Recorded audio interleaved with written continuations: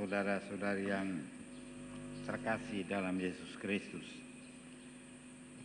Pada saat ini gereja semesta, gereja universal kita, gereja Katolik sedang menjalankan apa yang disebut sinodal. Jadi berjalan bersama. Jadi satu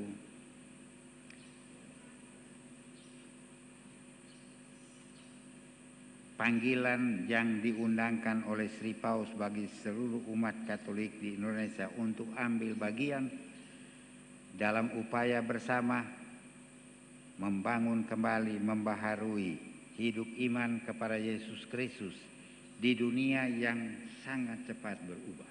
Ya.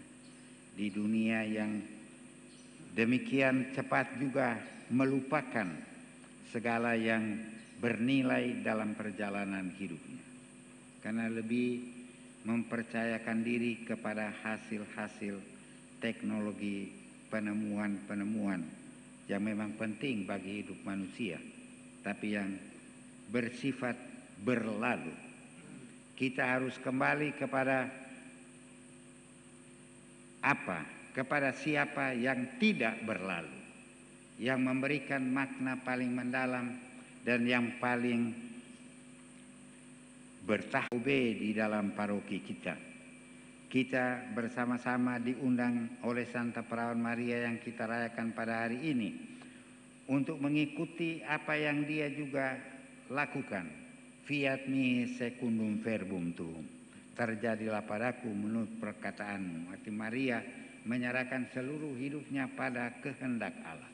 Kita, manusia yang berjuang di dunia ini, pertama-tama memang harus berusaha menurut iman Kristiani untuk menemukan kehendak Allah, supaya dalam upaya kita hidup sebagai manusia, kita sungguh-sungguh menjadi seperti Maria, berada dalam lingkungan yang menguduskan. Karena itu gereja, keluarga kita, paroki kita harus membangun diri kita menjadi tempat orang-orang kudus. Ya, memang dari Naikoten ini belum ada orang yang digelar kudus. Atau sudah? Sudah? Belum. Ya. Mungkin Pater Dago kemudian, tapi kita tidak ada lagi dengan lain sebagainya. Pater Dago bisa digelar kudus karena dia kalau dia meneliti iman, dia tanya betul-betul dari muka sampai di belakang, dari belakang sampai di muka, dari tengah sampai di sisi. Ya. Kita yang merayakan Bunda Maria tanpa noda asal memang mohon kepada dia supaya kepada Tuhan Allah supaya kita hidup dalam kehendaknya. Karena itulah yang memberikan makna dalam diri kita yang tidak akan diambil oleh siapapun juga dan tidak akan hilang. Dalam perayaan ini kita menutup jubileum tahun Santo Yosef. Sengaja Sri Paus dia minta gereja Katolik untuk menunaikan satu lingkungan di mana Santo Yosef yang ada kalanya dilupakan, kecuali gereja-gereja atau paroki-paroki atau kelompok umat yang berlindung di bawah Santo Yosef. Dilupakan dalam perjalanan gereja. Semua kita berdoa kepada Maria, kepada Yesus, kepada hati kudus Yesus dengan lain, tapi kepada Santo Yosef umumnya kita lupa. Sedangkan Santo Yosef adalah penjaga yang paling istimewa yang menjaga kekudusan di dunia ini.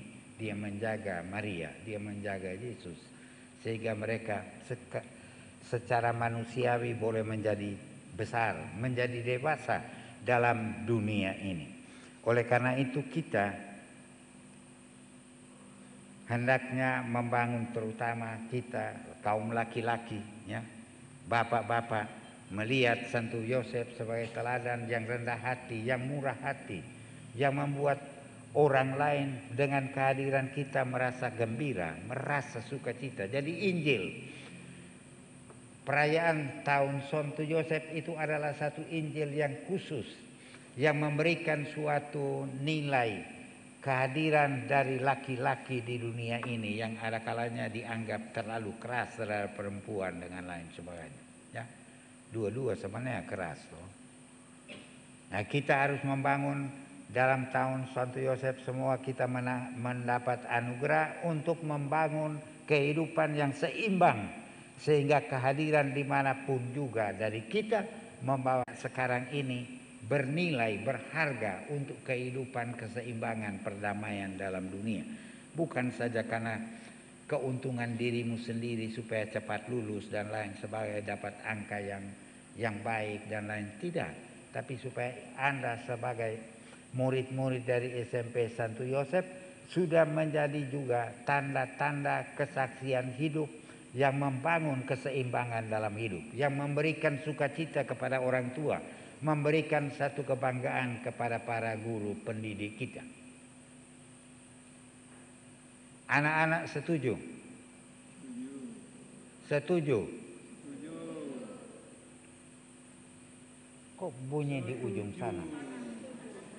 Mereka orang tua di sana, bukan anak-anak lagi mereka. Nah, jadi baik, buat dengan baik. Saya uskup ucapkan selamat pesta untuk anak pelindung Santo Yosef. Dan terakhir, paroki ini adalah paroki Santo Yosef. Setahun yang lalu uskup membuka tahun Santo Yosef di paroki Penfui. Ya. Di sana juga ada Santo Yosef, tapi Santo Yosef apa di sana? Hah? Santo Yosef pekerja. Sedangkan Santo Yosef di sini adalah Santo Yosef pendiam. Karena mereka tidak bekerja toh, diam-diam saja dengan aja. Jadi ini Santo Yosef yang utuh di sini, bukan hanya dibagi karena dia pekerja, tapi seluruh kepribadian Santo Yosef menjadi pelindung dari seluruh umat di paroki ini.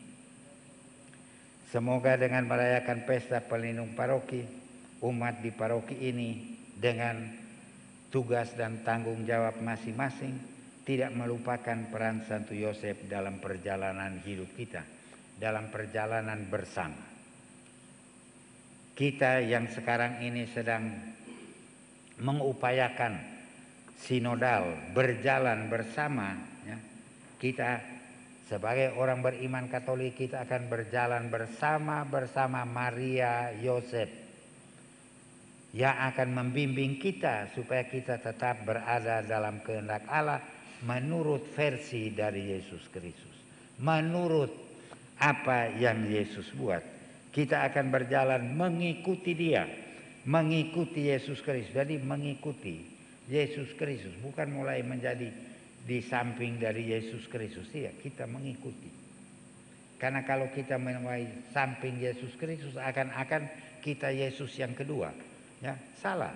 Kita tetap di belakang, ikut. Kita lihat Tuhan Yesus jalan depan, dan kita ikut Dia menurut kehendaknya, karena Dia yang secara utuh melaksanakan kehendak Allah Bapa di dunia ini. Dan itulah sebenarnya intisari iman kita, bahwa kita belajar di dalam Yesus Kristus, dalam kekuatan Roh Kudus untuk berjumpa dan menemukan kehendak Allah dalam diri kita, supaya sukacita,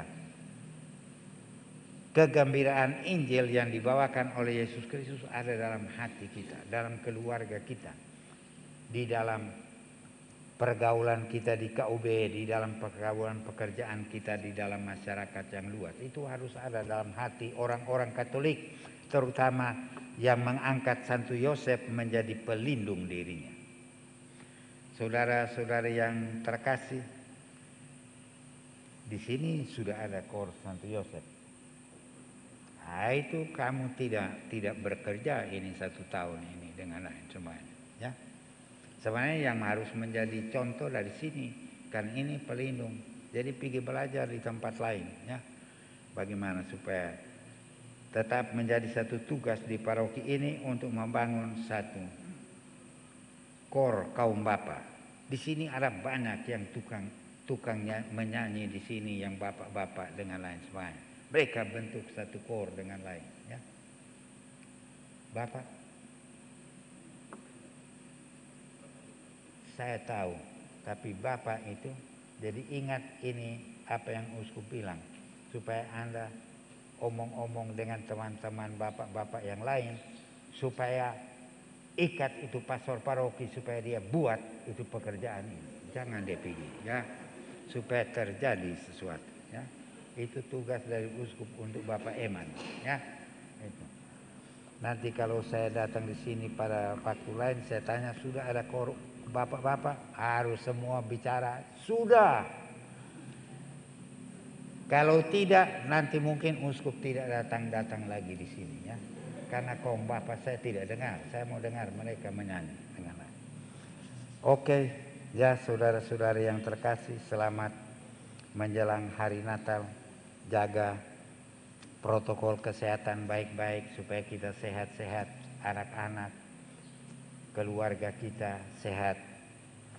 Berusaha tidak usah terlalu banyak mau bikin pesta besar di hari Natal, tapi sekurang-kurangnya kita makan yang sehat.